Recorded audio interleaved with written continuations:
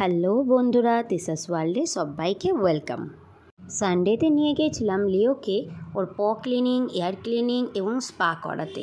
তো স্পা করানোর জন্য ওনাদের নানা রকম অফার চলছিল, তো তার মধ্যে একটি অফার আমরা নিলাম এবং দেখুন তারপর কি হলো। পুরো রুমটা কি সুন্দরভাবে গোছানো, পরিষ্কার, টিপটপ। এই এতগুলো দাদা দিদিরা মিলে লিওকে এত সুন্দর করে অয়েল ম্যাসাজ করছে স্পা করার আগে। তার আগে ওর ক্লিনিং হয়েছে, এয়ার ক্লিনিং হয়েছে, এরপর অয়েল ম্যাসাজ চলছে। তো প্রথম তো খুবই হুটোচুটি করছিল, বুঝতেই পারছিল না যে ওর সঙ্গে কী হচ্ছে।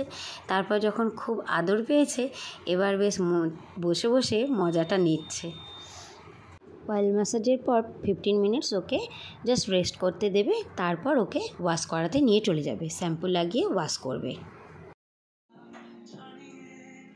লিওবাবু আমাদের গান শুনতে ভীষণ পছন্দ করে, তাই ওখানে গান লাগিয়ে দিয়েছে, গান হচ্ছে আর ও শুনতে শুনতে এই যে শ্যাম্পু ওকে করে দিচ্ছে। দারুণ মানে মজা পেয়েছে, ও একটু আর নড়ছে না, বেশ আরাম করে দুই দাদার কাছে ভালো করে স্পা করে নিচ্ছে। তো চলুন এরপর কি হলো সেগুলো নিশ্চয়ই আপনাদের সঙ্গে শেয়ার করব।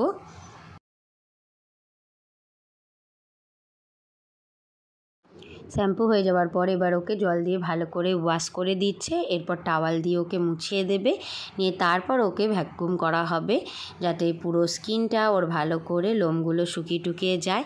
এখানে আমি একটা কথা বলি, আমরা এখানে স্পা ট্রিটমেন্টটা করালাম, ওর একটু ট্রিক্সও হয়েছিল, সেটা ওরা জেনে নিল যে ওর কিছু প্রবলেম আছে কি নেই। তো আমরা বলাতে ওরা সেই মতনই ওকে স্পা ট্রিটমেন্ট দিয়েছে। ওনাদের এখন 30% অফ চলছে, আপনারা চাইলে ওখানে যোগাযোগ করতে পারেন।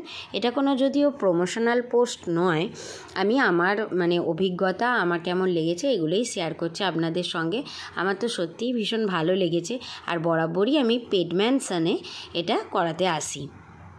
পেড ম্যানসনটা হলো বর্ধমানে যে টাউন হলটা আছে তার ঠিক পাশেই, যে আমাদের এম বাজার, তার ঠিক উল্টো দিকেই এই দোকানটা। স্কিনে ভালো করে ড্রায়ার করে ওর লোম সমস্ত শুকিয়ে নিয়ে ওনারা নানা রকম ট্রিটমেন্ট করছে, কেননা আমি আগেই বললাম যে ওর একটু ট্রিক্স হয়েছে, তার জন্যই ওনারা নানা রকম যা ব্যবস্থা করার সেগুলো সব করে দিচ্ছে ভালো করে।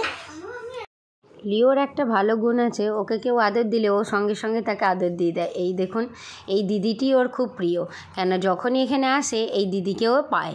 আর এই দুটি দাদা এখন নতুন এসেছে এখানে, তার জন্য ওদের সঙ্গেও একটু ওর বন্ধুত্ব হয়ে গেছে। আর বাড়ি যাওয়ার আগে নিজের দাদার সঙ্গে সেলফি তো মাস্ট।